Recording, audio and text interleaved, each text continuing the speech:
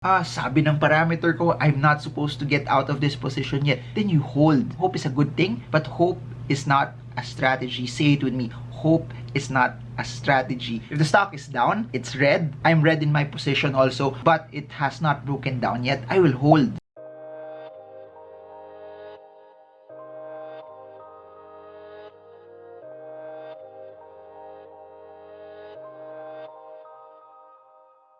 Hey guys, so we are 1 week detached after seeing the US market, particularly US tech stocks, be massively sold down when we saw the likes of Tesla drop to around $539 intraday, where we saw Square drop to 191.36 intraday, PayPal drop to $223.09 Neo drop to 31.91, Palantir dropping to $20.18 in intraday movement. In the midst of all of that, a lot of you guys have been sending questions also what to do when there's massive volatility like that. Now, here's what's so interesting about that. 1 week detached from it, emotions also are starting to subside. Easier, or it's confusing to react at times when there's so much emotions and so much volatility in the market. Totoo naman that when you see your stocks go down, when you see massive volatility, and especially for people who bought higher, think about the context. Tesla, no, at its highest went almost around $900 a share. To see it drop to 539, that's a massive move down. For those who bought at a higher point, they're seeing their portfolio and their stocks drop to 30-40+% as well. And the reason why I'm making this video is to share to you what can we learn from all of this, because massive drops like this will continually happen, not just for 2021, but this is something that if you want to be exposed into anything that has a degree of volatility, hindi mawawala yan. You will always see drops like this. You will even see larger drops like this. And as you've seen it also weeks prior to this, Bitcoin, after hitting $58,000 dropped to around $43,000 only to see it push up, rebound, and go back near its highs once again. In the same way, Philippine markets, we've seen dito hit 18. And from a closing day standpoint, we've seen it hit around 8 pesos, 9 pesos per share after a large sell down. So what am I saying? Drops like this will happen over and over again. And it's what you learn in times like this that will cause you to do better later on. It doesn't mean that you lost money here, either nag-hold kayo or nag-cut loss kayo because of all the volatility means that you're a failure. It's not so. Always look back and look at what's the learning, what's the lesson. People always think about and they look at, I lost money, I made a mistake, I'm not good. No. Every time you lose money, every time things don't go the way you want to go, always look at what's the lesson here. What can I do to make myself better? What can I do to earn more from this should this happen later on? Especially if you have invested at times where you've just seen the markets go up, that it has pushed up. Please remember, prior to this, even Bitcoin, we saw Bitcoin at the end of 2020 push from 17, 18, 19, 20, 21, 22, 23,000 dollars all the way to where it is right now. So if you've just invested during that short amount of time, you've only seen it push up massively. Or in the same way, if you started to invest in US markets April, May, June, when it was at its bottom, when it was bottoming out, when it was reversing, then you could have received massive gains also. But that's not the case all the time. You will see massive drop in the market, which is normal, which is part of it. So if you are an investor, massive drops in the market will be a test of your conviction. And I may sound like someone who has been talking about conviction over and over, but that's what I've realized is something that has worked for me. I follow and live by what I am convinced on, even though other people may not agree on it. Some people may agree about it, but I always look at what my decisions are based on what parameters will work for me. So please remember this. If there's one thing I want you to get in this channel, is you are thinking on your own. You are not basing your decisions based on this channel or your friends or other people. And conviction also means that if you are a long-term investor and you are fully convinced on what you are buying, then it actually means that as it's dropping, it's an opportunity for you to actually position at a much lower price. If you like Tesla at 900, how much more at 700? How much more at 600? How much more at 550? If you liked it so much, when it was higher, how much more if you had an opportunity to buy it at a discount, how much more if you had the opportunity also to position in it at a lower price. Two things you could do if you're a long-term investor. If you don't have cash anymore, just hold on to your position, assuming that you are an investor and assuming that you have full conviction of what the company you're buying. It always goes back to that. Yung biggest mistake of a lot of people, and this is also me, I would invest first. When it does not go my way, that's when I study. I always would tell people, and I'm telling and giving you the same advice also to those who are watching this, please study, please take the time to know what you're buying, please take the time to also define what are your exit areas, what will cause you to get out, so that when things get emotional, you look at your parameter, sabi ng parameter ko, I'm not supposed to get out of this position yet, then you hold. But in the same way, when you see movements drop, look at your parameter, my parameters are telling me to sell already, then you sell also. When a stock drops and you like it so much and you're fully convinced about it, then you get to buy more shares, you buy cheaper, your margin of safety gets bigger. Here's the assumption: we do not know how it will move. I've been investing for over a decade. No one has a crystal ball to define how stocks will move on a minute-to-minute, R-to-R, day-to-day basis. No one can predict that. All you can do is look at the charts, the range, and the trend, but no one can predict how it will specifically move. What you can do is, if it's already attractive to you from your standpoint and your analysis, using fundamentals, using portions of technicals, then you also go for it. And conviction also is progressive, meaning the longer you are invested, I really do hope the more that you're studying. Conviction comes from knowing what you're doing. Conviction comes from studying your money, studying the assets where you're allocating it. Without that, sayang, because you are just putting your money and hoping. And I've been saying this all the time, hope is a good thing, but hope is not a strategy. Say it with me, hope is not a strategy.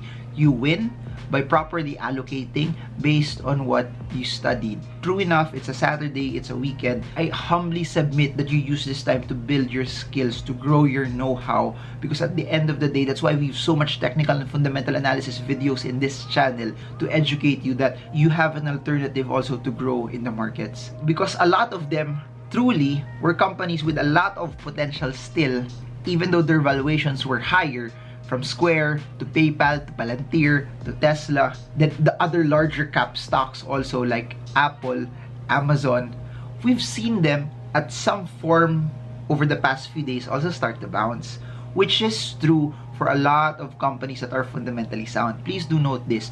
Over the short term, the stock market is like a microwave. Pero over the long term, it's like a crock pot. Sentiment dictates prices over the short term, but value, growth, and how good the business is will dictate how the company is for the long term. So if you are deciding based on that, then you are not making a wrong decision. It will always be based on how well you know the company. People have been asking, the stocks that I've bought dropped and I cut my losses, but I saw it also go up, and sayang naman because I cut losses on it and I sold. It's not wrong to cut losses, especially if you're cutting losses not because natatakot ka sa presyo, not because may volatility, not because you saw the stock price drop, but because you're looking at it from the lens na totoo naman pagka-plot mo, nag-breakdown naman talaga siya. Totoo naman yung moving average, you saw the candlestick pierce below it. Totoo naman yung MACD, you saw a cross down, you saw a change in direction. Then there's nothing wrong in selling. There's nothing wrong even cutting your losses, or for those who bought at an earlier standpoint, taking profits. There's nothing wrong with that. There's nothing wrong with following your plan, even though it does not go at the most optimistic route that you want it to go. What's nice about that is if you follow your plan, it frees up your cash. The most important facet for traders is time.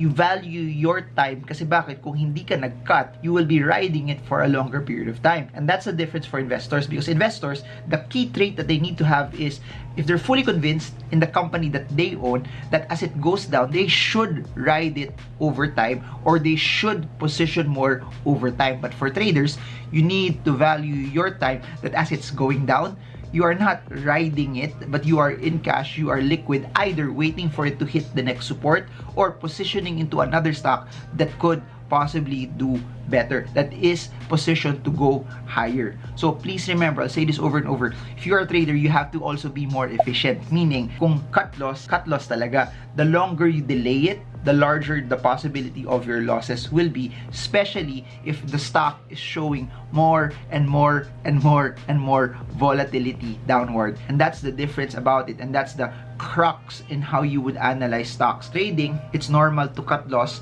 based on technical indicators, not based on your emotion, not based on just large swings. And when people ask me, do I sell based on percentage? Upward meaning take profits. At what percentage should you take profits? At what percentage should you cut loss? I'll say this over and over, and if you've been watching my videos over and over, you know the answer to this. I don't sell based on percentage. I sell based on what the charts are telling me. If the stock is down, it's red. I'm red in my position also, but it has not broken down yet. I will hold. That's the name of the game. You follow a strict set of protocols because if you are trading, you need to be more efficient. If you're investing, then okay lang maipit. Okay lang na red yung positions nyo because you are investing. You are holding on to a good company that you believe from a fundamental standpoint. Later on, when all of the sentiment also starts to ease, it will go higher as well. If there's one underlying theme that I hope you got from last week's movement, and which will happen again in the next few weeks, months, and even in the years that will come, especially if you're investing in crypto, panic is something that you should ignore. Please, every time you feel panicky, every time you feel emotional, please ignore your emotions, log out, don't do anything. Every time you feel that you need to transact already because you're feeling emotional, either very, very fearful or very, very scared, don't do anything. Do not decide rashly. Do not decide out of the spur of what you feel. I know utang ko pa sa inyo yung stocks by request. It's just really been a very, very hectic schedule. And I think my schedules will be like this for the next few weeks pa. But after that, maybe we can go back and I can start doing a lot of stocks by request for all of you. But I highly suggest that aside from looking at Philippine and US stocks, please do your research on cryptocurrencies and NFTs. I've been spending a lot of time right now studying NFTs more. I've started to invest very, very small amounts of money in it, but I think it's the future for those who are into collectibles that has scarcity, that has the ability to go higher. You're gonna see it go up even more. And I believe also there will be a lot of NFTs that will fail. There will be a lot of NFTs that will be worth zero. There will be a lot of people that are coming in just because uso, and they may lose a lot of money. That's why I highly suggest that you study. It doesn't cost you anything to take the time to deploy attention and study. So those are my thoughts on the drops, which you can all apply regardless kung nasan man kayo ngayon, kung nag-invest kayo sa Philippine market, US markets, or sa cryptocurrency market, which are the markets that I am exposed with. As you start putting in money there and as you start studying, know that drops like this will continually happen, especially that markets cannot go up forever, but in the same way, markets cannot go down forever. There will come a point in time where it will drop, it will stabilize, it will rebound, then it will reverse back up again. That's why it's so important for you to raise cash. That's why it's so important for you to earn as much as you can, because as you start earning as much as you can, it positions you and it gives you the ability to be able to pump in, to put in more money in your investments. And I'll never stop saying this, that mas mabuti pang ilagay nyo yung pera nyo sa investment kesa ilagay nyo yung pera nyo sa ibang bagay na gagastusin nyo na hindi nyo naman talaga kailangan in the future, na mas maganda kesa ipambili nyo ng ibang bagay that will depreciate in value. Just use it, put it, and pump that money into your investments. So there, just a quick announcement, StockSmart's technical analysis Zoom link is in the description below for those who want to join us and enroll. And we're trying to do a fundamental analysis classroom training also. The link is in the description below. And for those who want to invest in US markets, in Bitcoin, watch my other videos and subscribe to my channel. Everything is in the description. And if you enjoyed this video, appreciate it if you can like this video and share it to your friends as well. So that's it for now. Marvin Gurmo. I hope this video helps you trade well, trade strong, trade smart. See you all again soon, guys, and God bless you all.